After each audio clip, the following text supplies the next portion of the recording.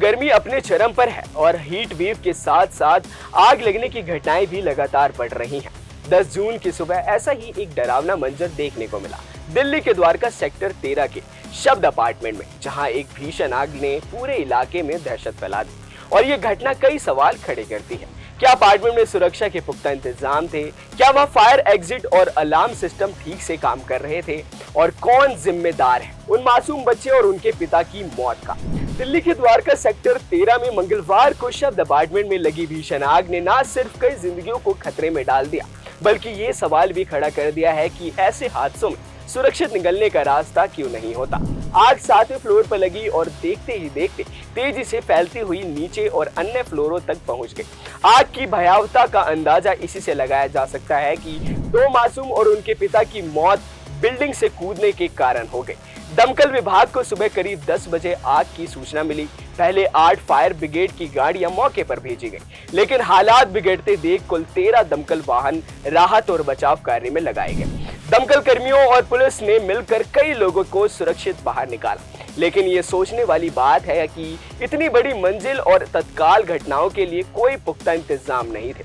आखिर क्यों नहीं था निकलने का रास्ता?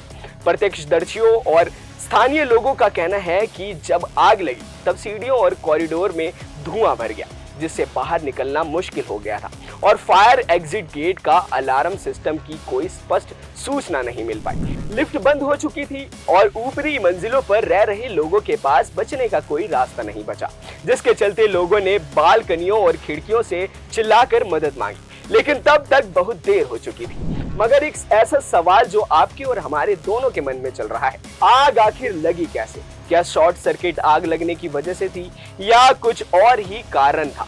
सवाल बहुत है, लेकिन जवाब में सामने आया कि आग लगने की आधिकारिक पुष्टि नहीं हुई है, पर शुरुआती जांच में शॉर्ट सर्किट को ही आग लगने की संभावित वजह बताई जा रही है। इस वजह से आग बहुत ज्यादा फैल गई। दिल्ली में आग लगने की ये दूसरी घटना सामने आई है। इससे पहले दिल्ली के दिलशाद गार्डन में आग लगने की खबर सामने आई थी, जहां रविवार देर रात कौड़ी कॉलोनी में ई रिक्शा चार्ज करते समय ये आग लगी थी।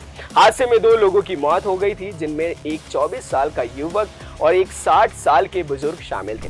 फिलहाल फायर ब्रिगेड के कर्मियों ने राहत और बचाव कार्य तेज कर दिया था, जिसके बाद आग पर काबू पा लिया गया।